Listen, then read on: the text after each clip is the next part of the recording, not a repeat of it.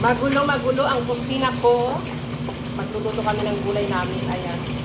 Magluluto kami ng kunwari pakbit. Pero wala kaming gapak. Yan yung ulam ng ating mga kasama. Ito ang lunch namin ngayon. May body ako dito ngayon. Yung iba nasa loob na. Nakagbalot na ng mga gulay. Ayan. Tara. Tingnan nyo yung gulay. Yan.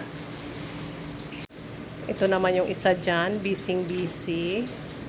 Yan ang kaganapan sa aming kusina. Puno na ng basura. Ilalabas na namin yan kasi nakaligpit na kami dyan. Hey! Asungot yan. Asungot yan. Yan ang aming Friday.